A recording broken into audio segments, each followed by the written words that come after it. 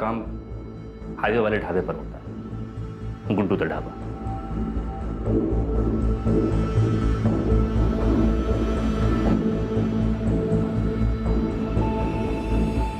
Sir, पैसों की delivery लेने वाला रेड कैप और डार्क गॉगल में होता है और हर बार नया। सर, मुझे तो इस बात का भी अंदाजा नहीं है कि वो एक आदमी था या दो। तू लोगों को सिर्फ मुंबई भेजता है? नहीं सर, मैं अपनी मर्जी से कुछ भी नहीं करता। वहां भेजता हूं जहां मालिक का हुक्म होता है। ये मालिक कौन है?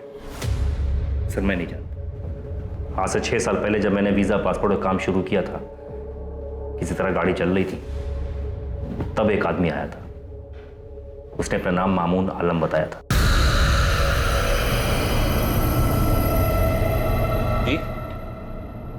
जी मेरे को समझा नहीं आपकी बात। वही तो समझा रहा हूँ। ये कोई वीजा पासपोर्ट का खेल नहीं है, ये इमिग्रेशन का शतरंज है। इस देश में ऐसे बहुत से लोग हैं जो खूब सारा पैसा कमाना चाहते हैं और एक आलीशान जिंदगी जीना चाहते हैं, लेकिन उनको ऐसा लगता है कि इस देश में ऐसा शायद मुमकिन नहीं, इसलिए वो अब्रॉड जाकर सेटल होना चाहते हैं। लेकिन हम तो यहाँ वीजा पासपोर्ट वाला। हाँ, सिर्फ वीजा और पासपोर्ट। पासपोर्ट का फॉर्म भरने के लिए 500-600 रुपये लेते होगे, वीजा के लिए शायद 1000 रुपये। बस ही इमिग्रेशन करवाओ। इमिग्रेशन लोगों को यह यकीन दिलाओ कि वो अब्रॉड जा भी सकते हैं और सेटल होकर अपने सपने भी पूरे कर सकते हैं। और जब वो करोड़ों के सपने देखेंगे तो लाखों तो तुम्हें वैसे ही दे देंगे। तुम्हें कुछ नहीं करना, तुम्हें सिर्फ ऑर्डर्स फॉलो करना है, बदले में तुम्हें 10% कमीशन मिलेगा। और लाखों के खेल में 10% कमीशन कम नहीं होता बस। इसके बाद तुम अपनी काबिलियत साबित करो, कमीशन बढ़ता जाए। हाँ, पूरे ऑपरेशन में एक कोड है, सीक्रेसी। सीक्रेसी कभी भी किसी भी कीमत पे नहीं जानी चाहिए, बदले में तुम्हें मिलेगा बहुत सारा पैसा।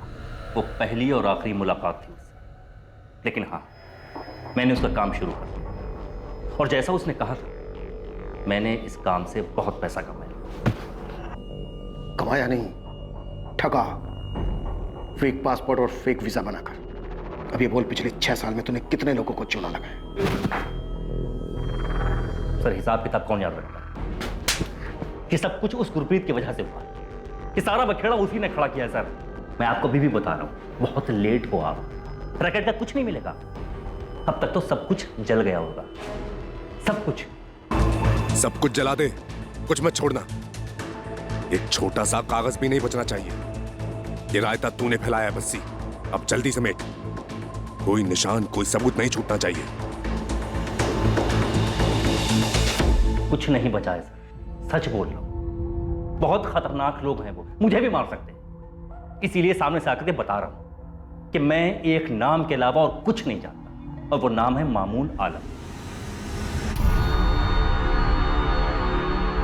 साहब, पूरी टीम लगी है नाला सोपारे में, लेकिन जो कोठी आप ढूंढ रहे हैं उसके बारे में और कुछ पता चलता तो काम आसानी से हो जाता साहब। अभी तो इतना ही पता है शिवा कि किसी सुनसान जगह पर कोई अकेली कोठी है। एक शिवा, जिन 2 लोगों ने इस कोठी के बारे में हमें बताया है, वो लोग पहली बार मुंबई आए और उन लोगों ने पहली बार उस कोठी को देखा था। उन्हें तो ये तक नहीं पता था कि उन्हें इस जगह पे पकड़ के रखा जाएगा। शिवा, अभी जितनी भी इंफॉर्मेशन है उसी से काम चला, और जितनी अकेली बनी कोठी है सबको छाटो। अभी एक और नाम मिला है, मामून आलम। शायद ये इन सब का बाप हो। ये लोग मालिक बोलते हैं इसको। ये दोनों नाम ध्यान में रखो और पूरा नाला सुपारा छान मारो, मिल जाएगा। जी, गुरप्रीत जी संजय के बड़े भाई हैं, बहुत प्यार है दोनों में। पर आप ऐसा क्यों पूछ रहे हैं? आपके देवर संजय ने कुछ बताया कि गुरप्रीत को छोड़ दिया है, ऐसा कोई फोन आया था? जी नहीं, 12 लाख मांग रहे ये बताया था। गुरप्रीत को छोड़ दिया ऐसा कोई फोन आता तो संजय मुझे क्यों नहीं बताता? इसीलिए तो हम आपसे पूछ रहे हैं। आपके देवर और आपके पति के बीच कोई मनमुटाव की भनक थी आपको? ऐसा कुछ था उनके बीच?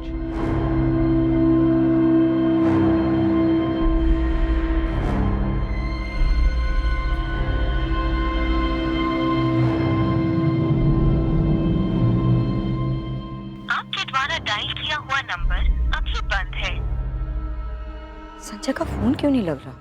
मम्मी, पुलिस वाला अंकल ने क्या बताया? पापा आए थे तो वो यहाँ पर क्यों नहीं आए? पता नहीं बेटा, क्या हो रहा है। क्या सच में गुरप्रीत आहूजा को अपराधियों ने छोड़ दिया था?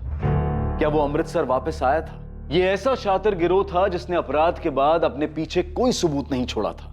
क्या कोई और एंगल भी जुड़ा हुआ था इस रैकेट के साथ जिसका शिकार गुरप्रीत आहूजा बना, जो यहां अपने परिवार को छोड़कर अपने अच्छे भविष्य और जिंदगी को बेहतर बनाने के लिए विदेश में बसने का सपना लेकर निकला था? सर ये राहुल बसी जितने भी फोन यूज करता था उसके कॉल रिकॉर्ड्स और ये जो मालिक है इसके सारे कॉल्स भी वही नंबर से हैं 5598 मॉस्को रूट के इंटरनेट कॉल्स जो अनट्रेसेबल है। और संजय आहूजा के call records?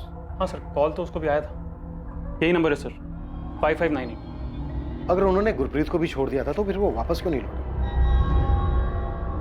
Sachin, Amritsar railway station के सभी सीसीटीवी फुटेज निकालो, ढूंढो उसमें गुरप्रीत को।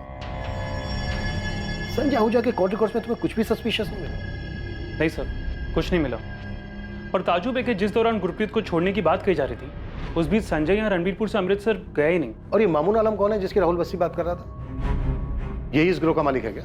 सर मॉस्को रशिया से ऑपरेट कर रहा है, हमें कोई और तरीका देखना होगा उस तक पहुंचने का। गुरप्रीत आहूजा के मिसिंग होने से बहुत मुसीबत होने वाली है तुझे। सारी चीजें एक तरफ, फेक वीजा, फेक पासपोर्ट, इनके चार्जेस एक तरफ, बेल होना इम्पॉसिबल है। मैं सच कह रहा हूँ वकील साहब, मुझे नहीं पता गुरप्रीत कहाँ। अगर मुझे गुरप्रीत के बारे में कुछ भी पता होता तो मुझे बताने में क्या जाता।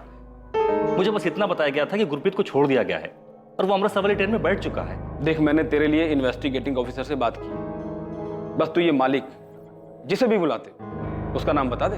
वकील साहब मैं सच कह रहा हूँ, मुझे नहीं पता कि ये मालिक कौन है। तो फिर ये बता दे, कौन जानता है उसे? मुझे ये भी नहीं मालूम। मामून आलम? ये कौन है मैडम? ये बात तो तुझे पता होनी चाहिए ना गुलाम, पूरे रैकेट की टिकट्स की बुकिंग तू करता था। देखिए मैडम, ये सब में आप मुझे मत घसीजिए। रैकेट होगा लेकिन मेरा कोई लेना देना नहीं उससे। मैडम मैं सिर्फ टिकट बुकिंग का काम करता हूँ। ये देखिए मैडम, ये सब फाइल चेक कर लीजिए, ये लीजिए सब फाइल देखिए मैडम, वाइट का मनी है सब, टैक्स पे करता हूँ मैं। देखिए मैडम, अगर किसी केस में आपको मेरी हेल्प चाहिए तो आप मेरे को बोलिए ना, मैं हेल्प करने के लिए तैयार हूँ। तो फिर कर हेल्प, बता मालिक कौन है? गुरप्रीत, समर और बलजीत, इन तीनों से मुंबई में कौन मिला था और इन तीनों को नाला सपारा में कहाँ रखा गया था? मैडम जिन 3 लोगों की आप बात कर रही है मैं कभी उनसे मिला भी नहीं हूँ, मुझे नहीं पता उनको कौन लेकर गया, कहाँ रखा।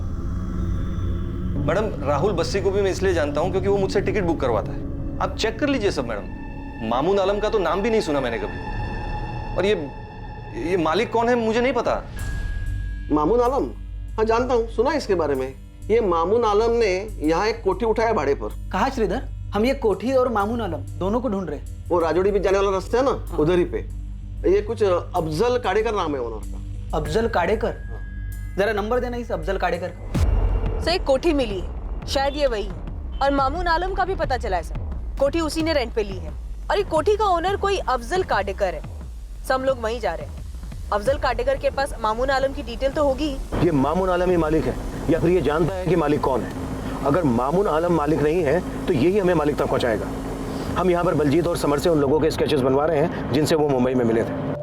कुछ याद नहीं है सर, बहुत मारा था उन लोगों ने, डर से सब कुछ भूल चुका हूँ। सर अगर मैं बताने की कोशिश भी करूँ तो पता नहीं कितना सही होगा। समर, बलजीत, जो बता सकते हो बताओ। तुम्हारी किस्मत अच्छी थी, पर गुरप्रीत के बारे में सोचो, उसकी वाइफ, उसके छोटे बच्चों का सोचो। संजय तुमने मुझे बताया क्यों नहीं? आप भी मुझ पर शक कर रहे हैं भाभी? तो क्यों नहीं बताया कि उनका फोन आया था कि गुरप्रीत जी को छोड़ दिया है? भाभी मैं खुद बहुत परेशान था, बलजीत और समर को ढूंढने में लगा हुआ था। मैं जानता था भाभी कि वो लोग झूठ बोल रहे हैं। अगर उन्होंने सच में भैया को छोड़ा होता तो यहाँ नहीं आते। भाभी आपको बताना मेरे दिमाग से निकल गया, कैसे निकल गया मैं खुद नहीं जानता। भाभी ये राहुल बस्सी की कोई चाल है। कल पुलिस भी सारा दिन यही सवाल पूछ रही थी मुझसे कि 12 लाख रुपए के लिए मैंने अपने भाई को कैसे मारा है। अभी पुलिस का तो काम है शक करना, कम से कम आप तो मुझ पर शक मत कीजिए। भैया के लिए मैंने अपने हिस्से के खेत बेच दिए थे भाभी। अगर मुझे सच में पता होता कि भैया वापस आ रहे हैं तो क्या मैं आपको नहीं बताता?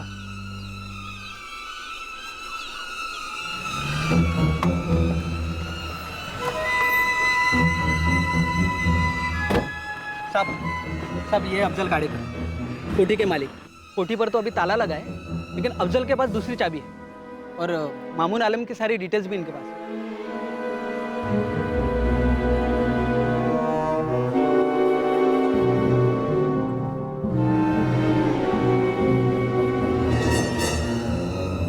बलजीत, समर, देखो यही वो मुंबई वाली कोठी।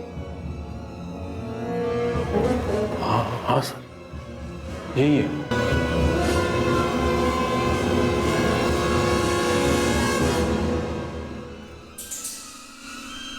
वो कोठी मिल गई है सर हमें, मुंबई के पास नाला सोपारा एरिया में, और मामून आलम तक भी हम जल्दी पहुंच जाएंगे। सर अब तक के हिसाब से यही लग रहा है कि मामून आलम ही इस रैकेट का बॉस है, और अगर हमारा अंदाजा गलत भी है तो उसके जरिए हम उस मालिक तक पहुंच सकते हैं। गुरप्रीत आहूजा की कोई लीड? सर राहुल बस्सी के हिसाब से गुरप्रीत को छोड़ दिया गया था, लेकिन गुरप्रीत अपने घर नहीं पहुंचा। हम गुरप्रीत के भाई संजय आहूजा पर भी डाउट कर रहे हैं। इमीडिएटली पूरे पंजाब में एक प्रेस स्टेटमेंट इशू करो, सारे पेपर्स में ये होना चाहिए, साथ ही बाकी के स्टेट्स को इस fake passport visa immigration racket के बारे में। I am sure Gurpreet, Baljeet और समर इस रैकेट के पहले विक्टिम तो नहीं है। कोई सामने तो नहीं आया सर, पर श्योरली ये पहले विक्टिम्स नहीं है। पेपर में खबर आएगी तो बाकी के विक्टिम भी सामने आने से हिचकिचाएंगे नहीं, उनके सामने आने से हमें कोई और लीड मिलेगी। गुरप्रीत आहूजा का ये केस ही इस रैकेट को बाहर लाया है, हमें उसे किसी भी तरीके से ढूंढना है और वापस लाना है। सर बहुत सारी चीजें ऐसी हैं जो हमारी पहुंच से दूर हैं, उन तक पहुंचने के लिए हमें हेल्प लगेगी। वो IP address, Moscow Russia route से है सर। पूरी डिटेल्स दो मुझे, मैं देखता हूँ। यूक्रेनियन माफिया भी इन्वॉल्व है? सर अभी तक कोई ठोस उनके खिलाफ मिला तो नहीं।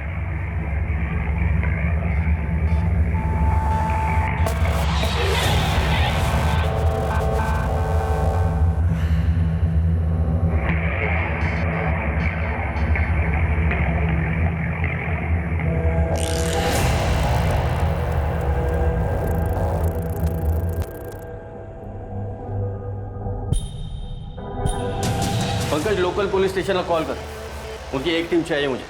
हर एक को ना बारीकी से चेक होना चाहिए। सर ये रहा एग्रीमेंट, इसमें मामून आलम का फोटो भी है। ये एग्रीमेंट दिसंबर 2019 तक का है, लेकिन सर मैं सच कहता हूँ, मुझे तो आप लोगों से पता चला यहाँ क्या हो रहा है। लेकिन इस पर जो नंबर है मामून आलम का, वो तो स्विच ऑफ आ रहा है अफजल भाई। हाँ मैंने भी ट्राई किया था, लेकिन फ़ोन बंद है उसका। इसमें उसका मीरा रोड वाला एड्रेस भी है, आप वहाँ से पता कर सकते हैं। उसने ये कोठी भाड़े पर क्यों लिया था? पता नहीं क्यों, लेकिन सर महीने का 1.5 लाख रुपए किराया दे रहा था वो, इसलिए पूछा नहीं। गोविंद सर, बलजीत और समर ने भी कंफर्म किया कि उन दोनों को यहीं रखा गया था। ठीक है, यहाँ के सर्च के बाद मामून आलम को उठाते, बस वो पहले ही भागा ना हो।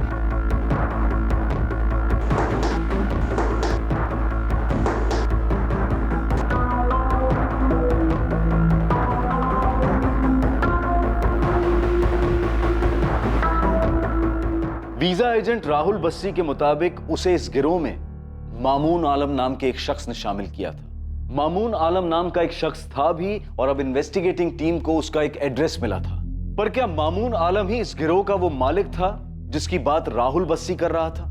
क्या मामून आलम तक पहुंचकर पुलिस गुरप्रीत आहूजा का पता लगा पाएगी?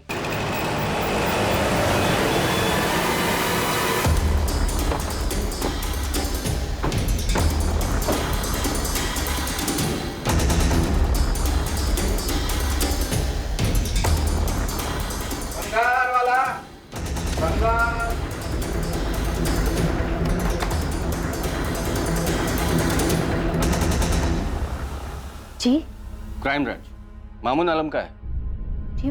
वो तो घर पर है, पर आप लोग उन्हें क्यों ढूंढ रहे हैं? बात करनी है। मामून ने नाला सोपारा में एक कोठी किराए पर ले रखा था, उसी बारे में। आप कौन हो? उनकी बीवी। बुलाइए, कहाँ है? उनका तो 1 हफ्ते पहले इंतकाल हो चुका है। कैसे? एक्सीडेंट हुआ।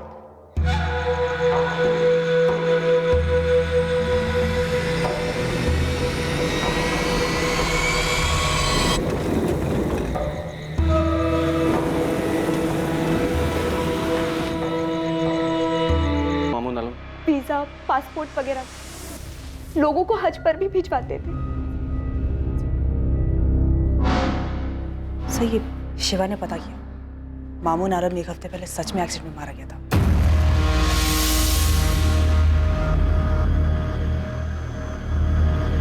साहब, मामून का वीजा पासपोर्ट वाला ऑफिस पूरा खाली। मामून का मरना कोई एक्सीडेंट तो नहीं हो सकता है शिवा। गुरप्रीत का केस बाहर निकलता है और पंजाब से उस राहुल बस्सी को इस रैकेट में शामिल करने वाला मामून मारा जाता है। एक्सीडेंट रात के टाइम पर हुआ था साहब, ये मर्डर भी हो सकता है। आपको मामून के घर से कुछ मिला? लवलीन घर छान रही है उसका, लेकिन ऑफिस खाली कर दिया है, तो घर पर क्या मिलेगा?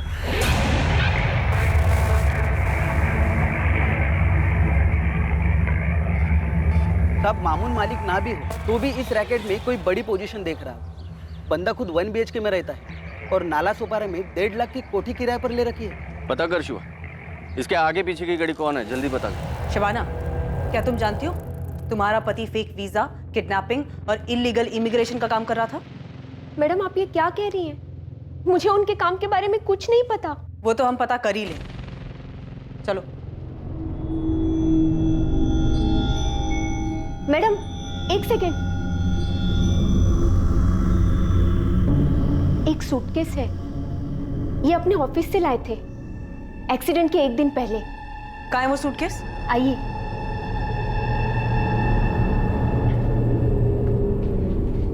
कहाँ है?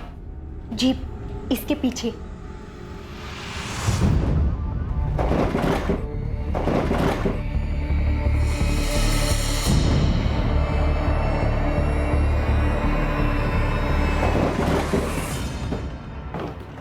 ये क्या कर रहे हैं आप? क्या है इस बैग में? पैसे? उससे भी कहीं ज्यादा कीमती। ये समझ लो मेरी जिंदगी और मौत बंद है इसमें। ये क्या बोल रहे हैं आप? एक चीज का ध्यान रखना, इसके बारे में कभी किसी से कोई जिक्र नहीं करना, चाहे कोई भी हो। चाबियां इनके पास ही होती थी। शबाना, जब मामू ने इसे रखा था तब किसी के बारे में बताया था? किसी गुरप्रीत आहूजा के बारे में? नहीं, इन्होंने ऐसा कुछ नहीं बताया।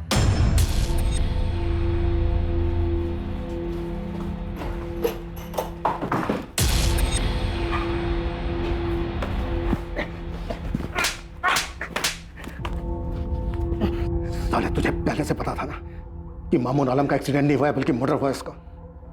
अब बोल, तेरा वो मालिक कौन है और गुरप्रीत के साथ क्या किया तुम लोगों ने? उसको भी मार डाला। आखिरी मौका दे रहा हूं तुझे, बोल दे। सर मुझे इसी बात का डर था। मैंने कहा था आपसे कि वो बहुत डेंजरस लोग हैं, वो कुछ नहीं कर सकते। कौन वो लोग? मुझे नहीं पता सर, मैं सिर्फ एक नाम जानता हूँ, मालिक। अब मुझे नहीं पता कि सर ये मामून ही मालिक था या फिर मामून भी एक छोटा सा प्यादा था। सर ये तो अच्छा हुआ कि मैंने आपके सामने सरेंडर कर दिया। अगर वो मामून को मार सकते हैं तो फिर अगला नंबर तो मेरा ही होता।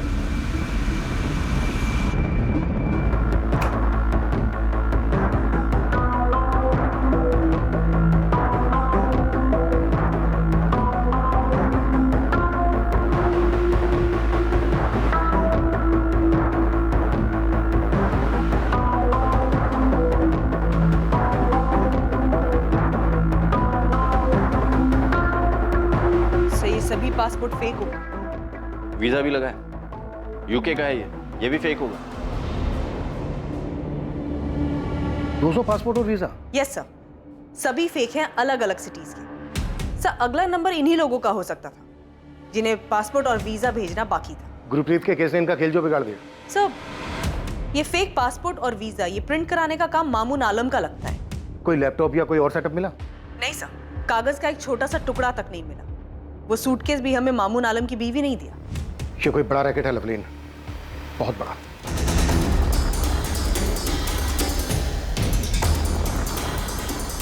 मामून आलम के घर से मिले कई सारे फेक पासपोर्ट से इन्वेस्टिगेशन टीम को अंदाजा हो गया था कि ये रैकेट कितना बड़ा होगा। फेक पासपोर्ट से पुलिस को उन कई लोगों का पता चला जिन लोगों ने वीजा एजेंट्स को पैसे दिए थे और वीजा आने पर विदेश जाने के लिए तैयार बैठे थे।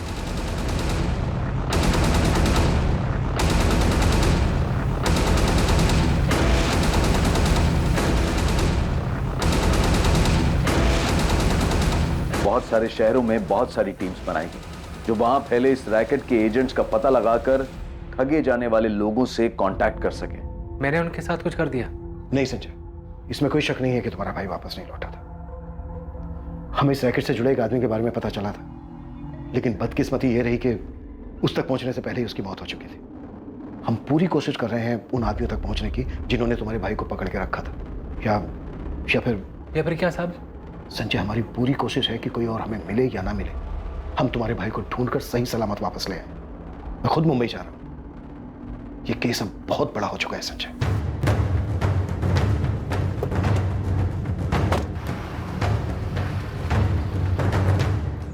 अमृतसर से कॉल था, कॉलर सामने नहीं आना चाहता और उसका कहना है कि साल भर पहले उसके साथ भी ये धोखा हुआ था।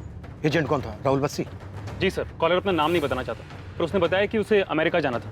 एडवांस में 3 लाख दिए थे और 5 लाख बैलेंस थे। बस्सी ने उसे कोलकाता भेजा था।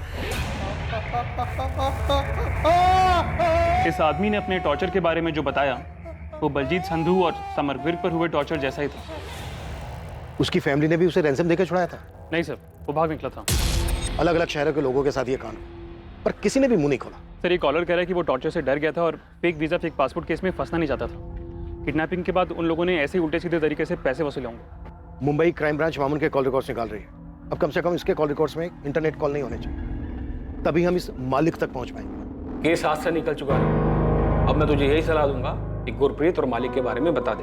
वकील साहब, मैं नहीं जानता कि ये मालिक कौन है। अगर मैं झूठ बोल रहा हूं तो पूरे देश में अलग अलग जगह से कई सारे एजेंट अरेस्ट हुए, तो वो क्यों नहीं बताया था कि मालिक कौन है? साहब, हमें नहीं पता वो कौन है, हम लोग उन्हें मालिक बुलाते हैं। हमने आज तक सिर्फ मालिक की आवाज़ सुनी है, हमने कभी मालिक को देखा नहीं है साहब। मालिक ने बोला उन्हें गुवाहाटी भेजो तो हम उन्हें गुवाहाटी भेज देते। मालिक ने बोला उन्हें जयपुर भेजो तो उन्हें जयपुर भेज देते साहब, लेकिन मालिक से पूछने की कभी कुछ हिम्मत ही नहीं हुई। देख राहुल, अब ये सब रुकने वाला नहीं है। पुलिस को जब तक गुरप्रीत आहूजा नहीं मिल जाता वो शांत नहीं बैठेगी। बता मुझे, क्या हुआ गुरप्रीत के साथ? कहाँ है वो? राहुल, मैं तेरा वकील हूँ, तेरी भलाई इसी। वकील साहब, मैं बोल रहा हूँ ना, मैं नहीं जानता गुरप्रीत आहूजा कहाँ है। इस अकेले गुरप्रीत ने पूरे रैकेट के नैया डुबो दी। मुझे कोई अंदाजा नहीं क्या हुआ उसके साथ।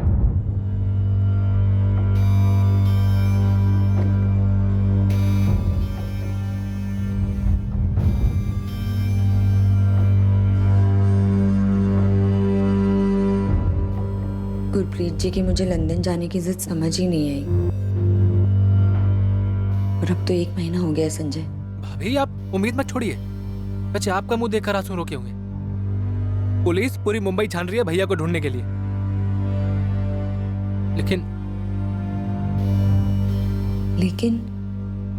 लेकिन क्या संजय? भाभी, पुलिस ने कई लोगों को गिरफ्तार किया, पर उनमें से किसी को नहीं मालूम कि मुंबई में भैया को किसने पकड़ा था। पुलिस बस एक ही बात कह रही है कि ये बहुत बड़ा रैकेट है, और वो लोग किसी को विदेश नहीं भेजते हैं, बल्कि उन्हें पकड़कर छुड़ाने के लिए उनके परिवार वालों से पैसा मांगते हैं।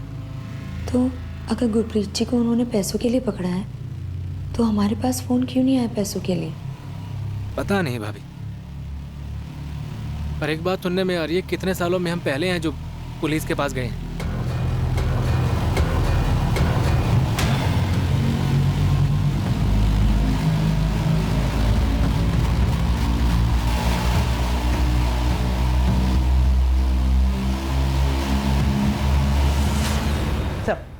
मामून आलम के फोन में ज्यादातर इनकमिंग कॉल्स इंटरनेट कॉल्स ही हैं, और आउटगोइंग कॉल्स भी इंटरनेट कॉल्स हैं। कॉल रिकॉर्ड्स में एक भी नंबर ट्रेसेबल नहीं है?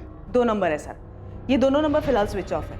इन दोनों नंबर पे मई मंथ में बात हुई है। गुरप्रीत, बलजीत और समर, इन तीनों के मुंबई पहुंचने से पहले तक की डेट, यानी 8 मई तक के कॉल रिकॉर्ड मंगाए इन दोनों नंबर पे, जो कल तक आ जाएंगे। गोविंद, कोठी से कुछ मिला? टीम ने हर कोना बहुत बारीकी से चेक किया है अमनदीप, कुछ डाउटफुल नहीं मिला। हर कोना देख लिया, फर्श, दीवारें, और ऐसा भी नहीं लग रहा है कि कहीं कुछ दफन है। गुलाम रवि कुछ नहीं मिला।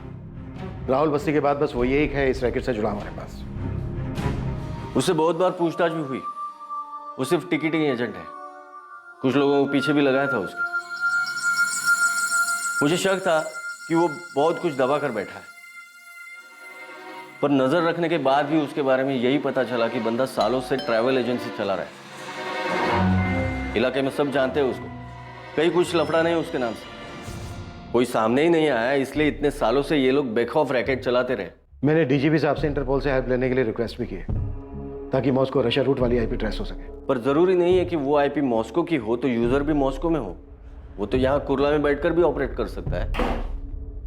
तो फिर कैसे पकड़ेंगे मालिक को? कैसे पता चलेगा हमें कि गुरप्रीत कहाँ है, किस हाल में है? तुमने पक्का उस राहुल बस्सी को अच्छे से ठोक बजा कर देखा है? क्या पता इस रैकेट में जो खुद को नौकर बता रहा है वही मालिक हो और हमें नचा रहा हो। साले, तू ही मालिक है ना? जानते हम। चल बोल गुरप्रीत आहूजा को कहाँ मारा? नहीं बोलेगा? नहीं बोलेगा? साहब, मैं मालिक नहीं हूं, मैं आपसे सच में जानता कि मालिक कौन है। यही कोई थे सर। हाँ, यही थे। ये इरफान हाशमी है और ये अयाज शेख। नाम नहीं सुना था साहब। बोल राहुल बस्सी उर्फ मालिक मुंबई में इरफान हाशमी, अयाज शेख, ये दोनों तेरे नौकर है ना? आप कोई भी खेल खेल लो, लेकिन सच यही है कि इस पूरे खेल में मैं एक छोटा सा नौकर हूं, जो मालिक की बताई हुई जगह पर लोगों को भेजना है। तो बलजीत, समर, गुरप्रीत मुंबई में किससे मिले, वो एक थे या दो, उन दोनों में से ही कोई मालिक था, मुझे कुछ नहीं पता। मैं सच कह रहा हूं। अयाज खान, सर मैंने इन लोगों के नाम तक नहीं सुने, और सब आप लोगों ने भी ना कांस्टेबल भेज भेजकर मेरा नाम भी खराब कर दिया है।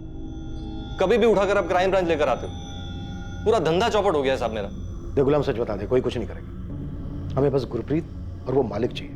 अब मैं कितनी बार आपको बोल चुका हूं, मैं नहीं पहचानता कोई गुरप्रीत आहूजा को, नहीं पता मेरे को इरफान हाशमी कौन है, ये अयाज खान कौन है साहब। और ये बार बार आप जो मालिक का नाम ले रहे हैं, मुझे नहीं पता कौन है वो, इंसान है कुछ और है। अब तक जितने भी फ्रॉड एजेंट्स पकड़े गए, उन लोगों ने जितनों को ठगा, पैसे लिए, उन सब लोगों के पासपोर्ट और वीजा फर्जी है। उन सब की टिकटिंग तुम्हारे यहां से ही हुई है। अब मेरा धंधा है टिकट बुकिंग का, कोई भी मेरे पास आएगा टिकट बुक करने के लिए, मैं टिकट बुक करूंगा ना। मैं एक अफसर थोड़ी हूं कि पूछते रहूंगा उनको, इंक्वायरी करते रहूंगा कि वो असली है या फर्जी है। बैठ। ये जो इतना बड़ा रैकेट चल रहा है पूरे देश में, ये सब के सब एजेंट तेरे से टिकट्स क्यों करवाते हैं, और वो सारे टिकट्स कैंसिल भी हो जाते हैं? ये फर्जी टिकट के अलावा मैंने बहुत सारी टिकट बुक की, अब चेक कर लीजिए साहब। अब मेरे को एक बात बताइए, ये इतना बड़ा रैकेट है, इतना सालों से चल रहा है, ये आपकी पकड़ में अब आ रहा है। अब मैं तो एक मामूली बुकिंग एजेंट हूं, मुझे कैसे पता चलेगा कोई मेरे से क्यों टिकट बुक करवा रहा है, क्यों कैंसिल करवा रहा है?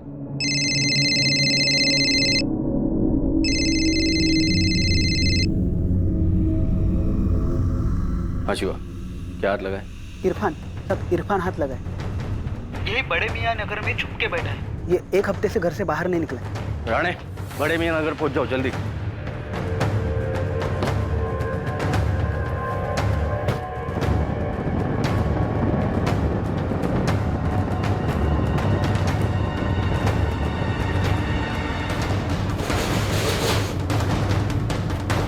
सब यही है, अंदर ही बैठा है। जोला। हाँ।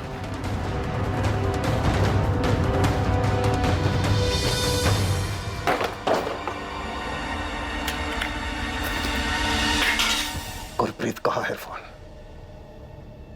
अच्छा वो सब आप लोग आ गए।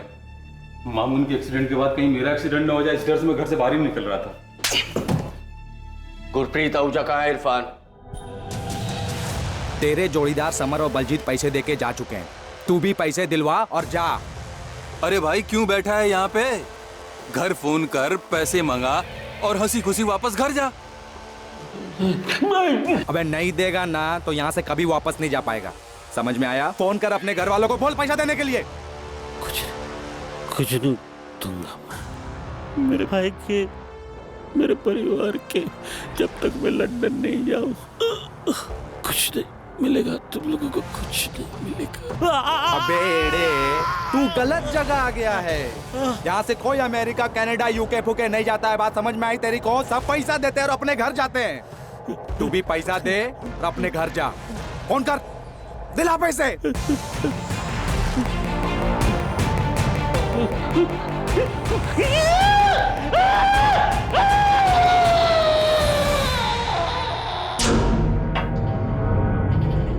बैल है साला, एकदम अड़ियल। देख आखिरी बार पूछते हैं, अगर मना करता है तो उसको छोड़ देते हैं। अबे उसका भाई और उसकी बीवी पहले से पुलिस के पास जा चुके हैं, अभी उसको छोड़ा ना तो। इसीलिए तो कह रहे हैं कि छोड़ देते हैं। देख मामूली आदमी है, आगे नहीं जाएगा, नहीं तो साले हम दोनों को लेने के देने पड़ जाएंगे। चल जा जा अपने घर, उठ। ये तो उठ ही नहीं रहा है। हेलो। अबे इरफान, तो मर गया बे। मालिक, बाकी को जितना टॉर्चर किया था इसको भी उतना ही किया था, पर ये साला तो। सालों यहाँ वैसे ही पुलिस पीछे पड़ गई है, क्या कर दिया तुम लोगों ने? मालिक मिस्टेक हो गया, लगता है थोड़ा ज्यादा टॉर्चर हो गया। मुझे नहीं पता, अब ठिकाने लगाओ और बंद करो वहां का ऑपरेशन। तुरंत सब कुछ गायब कर दो, किसी को कुछ पता नहीं चलना चाहिए। हाँ हाँ, ठीक है मालिक। अब क्या करें?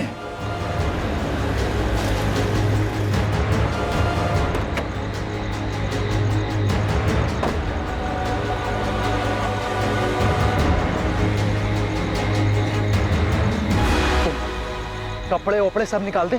सब जा, कुछ मिलना नहीं चाहिए। उधर साइड में ले।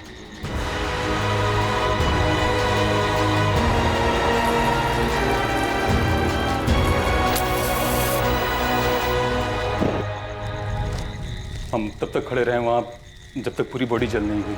कहाँ जलाई बॉडी? मनोर के जंगलों में।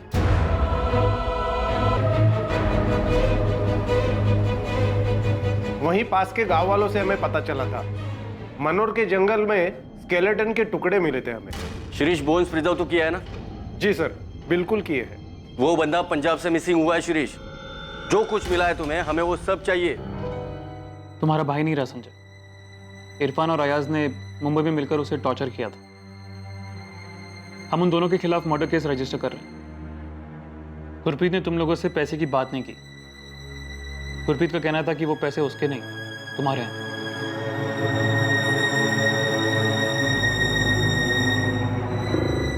बेटा, पापा यहाँ वापस आए नहीं थे। मुंबई में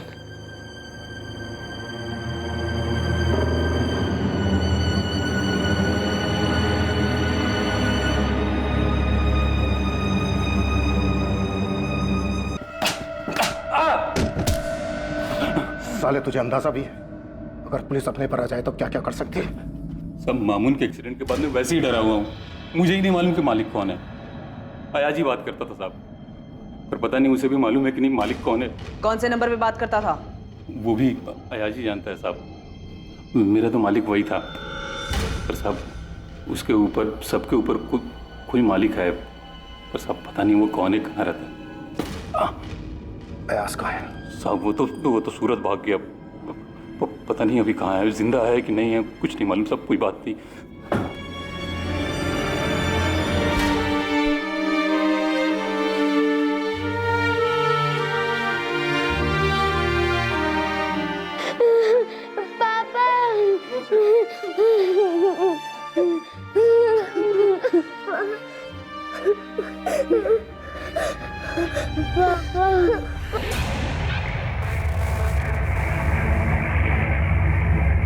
दो दिन की तलाश के बाद पुलिस ने अयाज खान को सूरत से ढूंढ निकाला और वो अब पुलिस की गिरफ्त में था। अयाज खान ही अब मालिक तक पहुंचने की चाबी था, लेकिन क्या उसे मालिक की असली पहचान पता थी?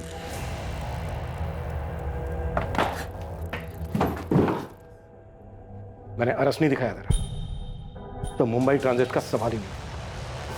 तब मैं तो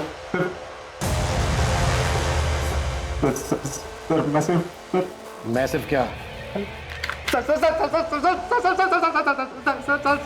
जल्दी बोल, टाइम नहीं है मेरे पास। गुलाम वही मालिक है, ये पूरा रैकेट वही चलाता है। वो खाली टिकट नहीं बेचता है, वो ये सबकी सेटिंग वही करता है।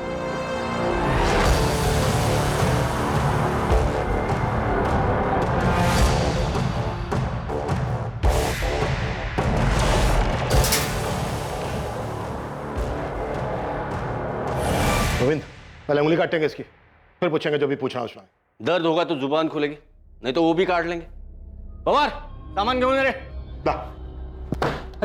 अरे सब आप पूछे ना जो पूछना है। मालिक तो ही है। हाँ साहब, मैं ही हूँ मालिक।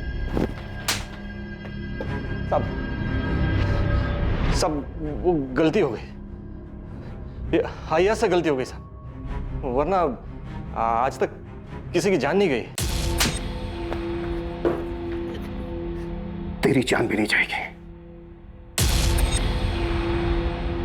अमनदीप, शुरू करें? हाँ। सब मैं सब सच बताता हूँ ना साहब, सब बताता हूँ साहब। देखिए साहब, हमारा किसी को मारने का इरादा नहीं था साहब, हमें सिर्फ पैसों से मतलब था। ये लोगों ने बहुत पैसे कमा के दिए हैं साहब, मैंने बहुत पैसे बनाए साहब, करोड़ों। कहाँ रखा है? अलीबाग में एक बंगला है, बेनामी प्रॉपर्टीज गाड़ी, यहाँ बहुत सारा कैश भी है। आपको क्या चाहिए सर? उन सब के रिकॉर्ड्स जिन जिनको अब तक ठगा गया। इतने रिकॉर्ड्स तो नहीं है साहब। कब से चल रहा था ये सब? 10-11 साल हो गए साहब, लेकिन आज तक किसी को खबर नहीं हुई। सब सही सलामत घर पहुंच गए। अब ये पहली बार है कि गुरप्रीत आहूजा को अपनी जान गंवानी पड़ी साहब। सिमरन जी, डीएनए रिपोर्ट आई है, आपके पति की अस्थियां आपको मिल जाएंगी।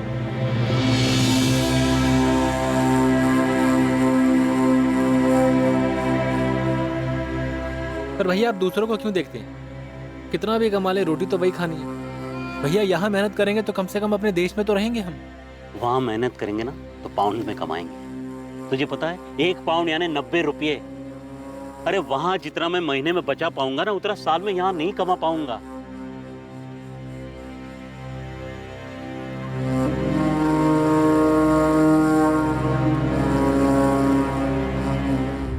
आरोपियों पर आईपीसी की धारा 302 हत्या के लिए, धारा 342 गलत तरीके से बंधक बनाकर रखने के लिए और धारा 406 विश्वास का आपराधिक हनन करने के चार्जेस लगे हैं। गुरप्रीत आहूजा का इस तरह अपनी जान गंवा देना बेहद अफसोसजनक है। डॉक्यूमेंट्स बनाने और बनवाने के लिए बहुत सारे सही माध्यम मौजूद हैं, खासकर यात्रा से जुड़े डॉक्यूमेंट्स जैसे कि पासपोर्ट और वीजा के लिए। उन फर्जी एजेंट्स के जाल में बिल्कुल ना फंसे जो पैसा कमाने के लिए भोले भाले और कमजोर लोगों को अपना निशाना बनाने के लिए बैठे रहते हैं। विदेश की नौकरी और इससे जुड़े परमिट के मामलों में बेहद सतर्क रहने की जरूरत है। एजेंट के रूप में शिकारी ऐसे लोगों पर झपटने के इंतजार में हर कोने में मौजूद हैं जो उनकी लुभावनी बातों में आ जाएं। हर डॉक्यूमेंट की बारीकी से जांच करें और अगर कोई शक हो या कोई बात समझ में ना आए तो अपने किसी भरोसेमंद या किसी करीबी व्यक्ति की मदद लेने से बिल्कुल ना हिचकिचाएं। कभी भी ऐसे लोगों के जाल में ना फंसें जो आपको एक जगह तक ले जाकर अपनी मंजिल तक पहुंचने के लिए किसी दूसरे के हवाले करने की बात करें। आमतौर पर तस्करी, ठगी और लोगों को फंसाने के ये कारगर तरीके होते हैं। सबसे जरूरी बात यह है कि जब दूसरी तरफ लालच हो, सब कुछ बहुत अच्छा दिखाई दे, एक अच्छे और बेहतर जीवन जीने की बात हो तो तुरंत उस तरफ दौड़कर जाना समझदारी नहीं है, बल्कि ऐसे में बहुत ही सतर्क होकर कदम बढ़ाने की जरूरत है। अब मैं अनूप सोनी आपसे विदा लेता हूं। कल रात 11 बजे आपसे फिर मुलाकात होगी एक और नए केस के साथ। और याद रखें, क्राइम और आपके बीच में सिर्फ इतना फर्क है कि आप कितने सतर्क हैं। सतर्क रहें, सुरक्षित रहें। जय हिंद।